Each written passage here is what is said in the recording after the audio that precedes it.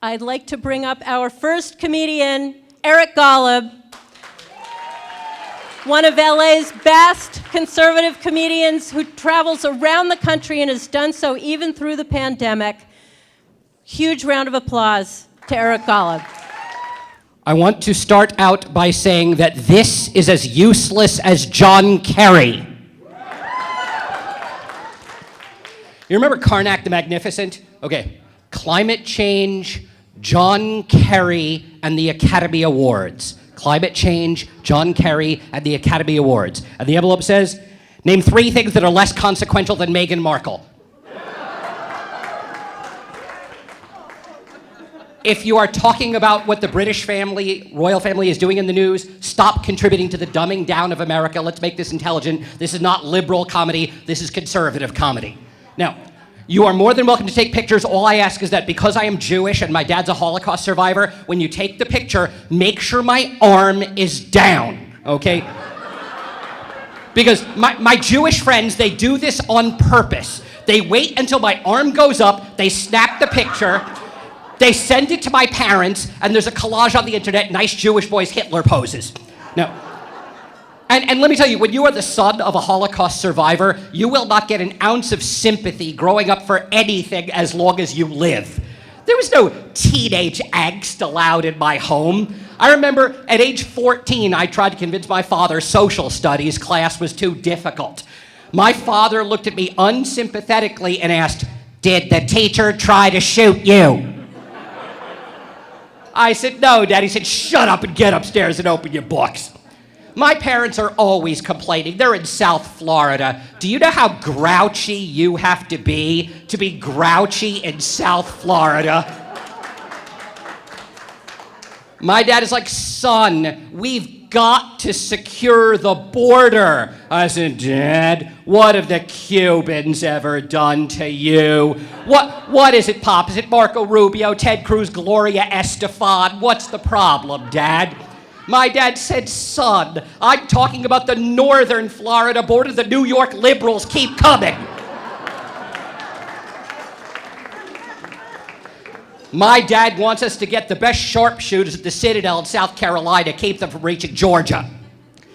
Now, the left has gone absolutely bonkers. We're not always perfect, but they are always crazy. So let's have a little bit of fun with them. And anytime you think you have crossed the line, just remember Hunter Biden and realize you're normal. In honor of Hunter, I'm drinking Windex-flavored Snapple. The left has gone, and by the way, I almost didn't even make it here tonight. I was running late. The traffic from Westwood was miserable. And it took me about 30 minutes to get here from Wilshire Boulevard. And let me tell you, as a Jewish person, let me give you a piece of advice. Never, ever rely on a Palestinian GPS tracker. I took one wrong turn, ended up at a cemetery, and a very scary voice said, "You have reached your final destination." I got so angry, I threw the thing out the window, which was good, because 5 seconds later it exploded. Now, I don't care what the left has to say. And I know some of you don't believe me. I'm actually Katie Hopkins, but I self-identify as a vertically challenged Jewish guy named Eric Golub. The doctors can do wonder with modern medicine. But they've gone crazy. They now say that there's 157 genders. And shockingly, Liz Warren is none of them.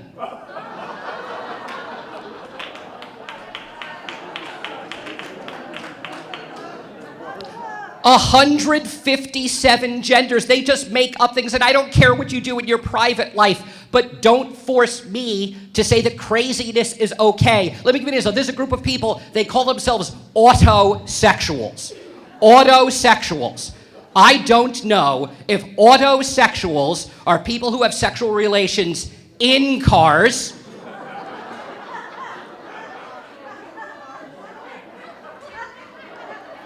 on cars, with cars, or if they self-identify as a car, like the 1950s TV show My Mother the Car. There is another group of people, they call themselves gender fluid. Gender fluid. Okay, gender fluid is the stuff you put in an autosexual when you go to Jiffy Lube.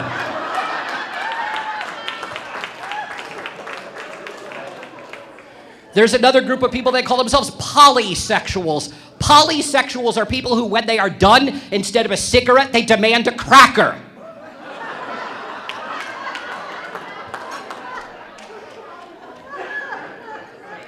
Enough is enough is enough. So I'm not interested in winning the argument. I am interested in ending the conversation with verbal shock and awe. I say things that are so far beyond the bounds of decency that they stay there slack-jawed because they think I'm serious. Like when they're complaining about the homeless problem, which, by the way, of course, that's all Republicans' fault because we manage every single city in America. I just want to end the conversation with them. I say, you know what? We could cure 2 world problems if we just feed the homeless to the hungry.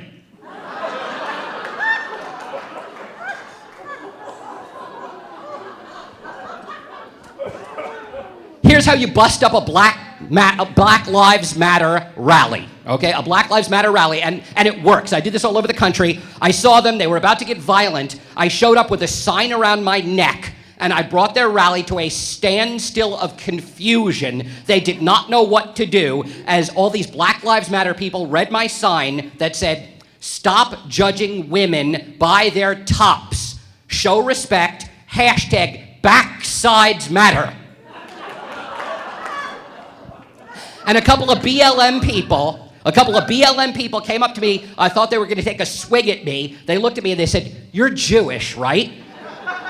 I said, "Yes." They said, "We have nothing against the Jews, but the one problem with you people, you're not good in business." I said, "We're not?" They said, "No, you're terrible at commerce. Is it okay if we help you?" I said, "I'm always willing to learn." They said, "First rule of business, if it's not on a t-shirt, it never happened." So I go all over the country with this, "Backsides matter." And they said, "Make it multicultural so you can bring everyone together. So whether you're in the Jewish community and you call it a tuchus, the Hispanic slang is klito, the black slang is badunkadunk, whatever it is, backsides matter," and nothing makes me happier than when I'm on a college campus, this happens all over America, and white liberals go, "Black people are gonna kill you." And as soon as they say that, right on cue, a black woman comes up and goes, "Shut up and get out of the way. How much is the t-shirt?" And by the way, it's 25. Now, here's a couple more designs. This is Valentine's Day. I met her at a club. She captured my heart. I bought her a diamond, then she had me spayed. Here's one because my father's always saying that I have a gut. I'm like, "Dad, you have a gut." He goes, "I'm 79, I earned mine." So I said, "Dad, I am no longer fat. I now self-identify as trans slender."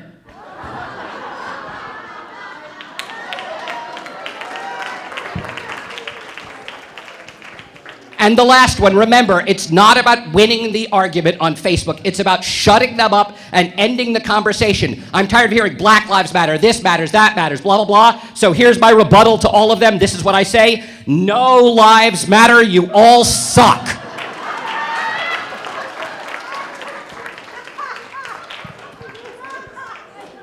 And the reason why I do t-shirts is because they're my jokes and I sometimes forget my own material. So I've written 6 books. My newest one, 13 and a half Reasons Not to Be a Liberal. Somebody says, "Why 13 and a half? There's so many more reasons." I said, "You don't want to pay $1,000 for a book. I discounted, it's only $950. And I will leave you with a piece of advice that a dear friend, Herman Cain, gave to me. I loved Herman very, very much. I said this to him in 2012. I said, "Herman, you're a good man, but America's just not ready for you yet. We're not there yet." He said, "What do you mean, Eric?" And he mentioned people like Michael Steele, Ward Connerly, Tim Scott. I said, "Disqualified." He said, "Eric, what do you have against black conservatives?" I said, "Black conservatives? I was talking about the follically challenged. You didn't have a chance against Mitt Romney. Look at that man's hair. Come on, Rudy Giuliani, Fred Thompson, John McCain, and what did they have? Christopher Dodd, good hair. Barack Obama, great hair. John Edwards, perfect hair." I said, "I'm sorry, Herman, we're not ready for you yet, but the Cain train needs Rogaine." And Herman gave me the best 2 pieces of advice I've ever gotten, and this is what I'll leave you with. The first thing he said is, Eric, I've talked to Tim Scott. If either of us get vice president or defense secretary, we will have access to Predator drones and we'll know where to find you. And the second thing he taught me, and it's something all speakers should understand, and liberals like John Kerry, Barack Obama, and Joe Biden will never, ever understand. It's always better to have people ask, why are you finished speaking, than when are you finished speaking?